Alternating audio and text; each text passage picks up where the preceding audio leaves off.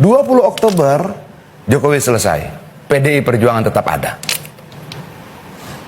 Ngeri. Ya. Silakan Mas. Ngeri.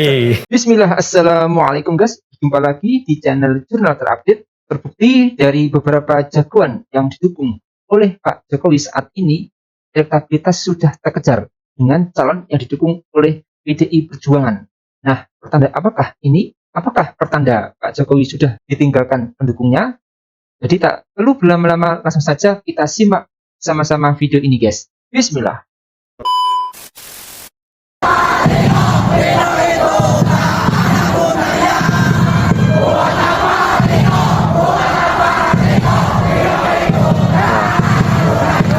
Suaranya nih guys, itu ini guys.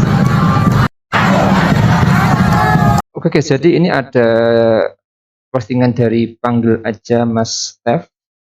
Ini dengan caption, pantes kemarin sampai sowan ke Raja Solo ya Kang Ridwan Kamil, padahal tuh partai-partai yang meninggalin kan pas awal ngedukung disuruh sama si Raja juga.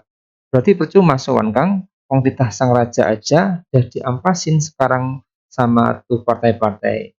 Nah ini guys, kita lanjut guys. Iya lagi ngerokok. Izin Bapak boleh silakan. Pertama nggak ada Mas Pram minta dukungan kan.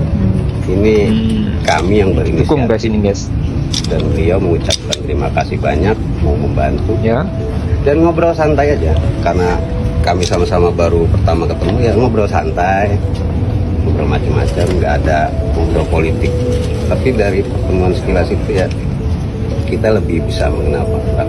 Saya ulangin ya, nggak ada Mas Pram minta dukungan tuh. Kita ini yang punya inisiatif karena meneruskan aspirasi. Pokoknya tanya ke mereka aja lah. Tapi emang isi obrolannya apa? Tapi intinya saya sebagai calon gubernur, saya bukan gubernur satu partai, saya bagi gubernur untuk semua kelompok, golongan, semua partai. Jadi kalau Luar ada dukungan biasa. dari partai-partai atau kelompok-kelompok lain ya alhamdulillah. Ya, Pilkada Jakarta ini sebenarnya menarik ya kan, bagaimanapun Jakarta ini adalah barometer politik nasional dan juga menyedot perhatian internasional juga sebenarnya.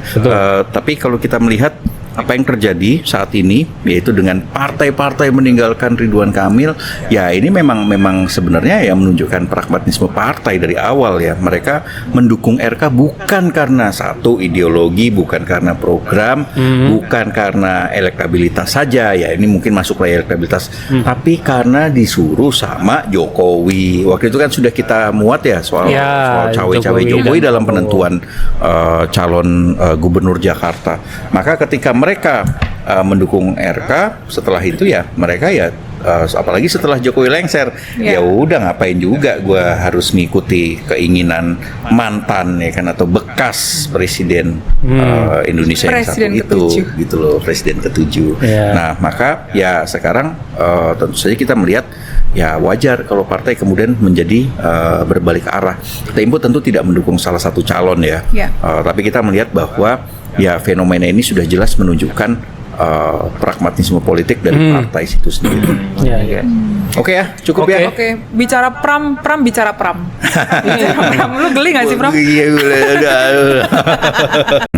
Ya hubungan mereka baik lah ya. Betul. Dan Pramono Anung ini memang dia relatif Baik ke semua orang. Ya, gua kan dulu pernah ngobrol sama dia waktu itu 2005 2006 lah, awal 2006 gitu ya, ngobrol-ngobrol gitu dan apa namanya memang dia termasuk akomodatif ya terhadap banyak orang gitu, dan ini juga yang disampaikan oleh beberapa narasumber kita kan. Betul, gitu loh. Jadi akhirnya mereka pun memilih untuk mendukung Pram alih-alih Ridwan Kamil dan Suswono. Tapi kenapa ya mereka sebegitu tidak inginnya mendukung Ridwan Kamil ya?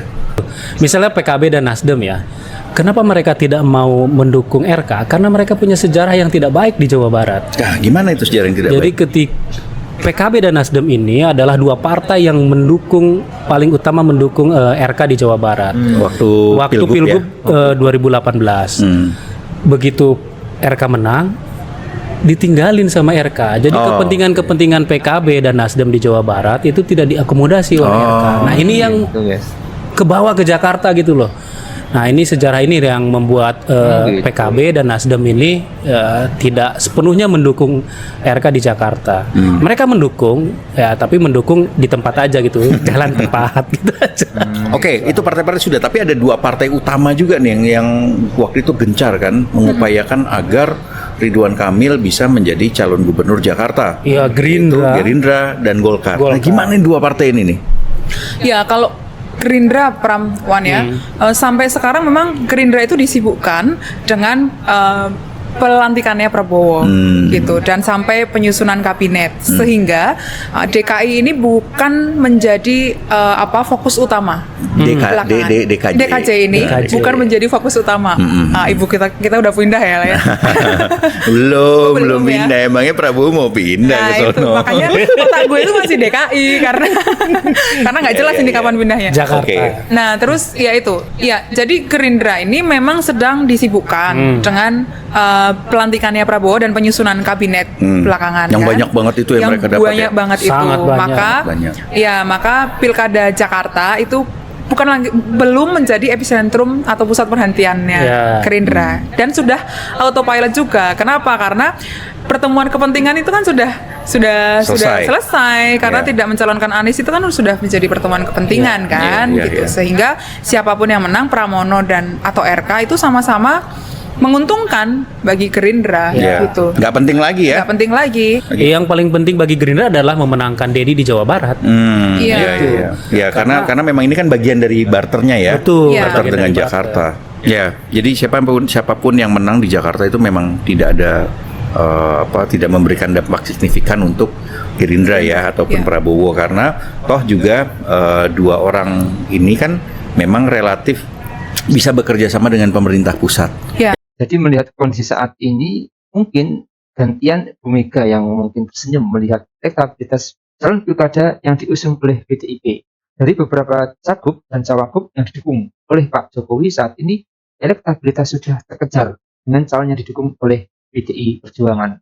Sementara itu, politikus PDIP Ade Napitupulu dulu pernah mengatakan bahwa Pak Jokowi akan menjadi orang biasa setelah masa jabatannya sebagai presiden berakhir pada 20 Oktober 2024.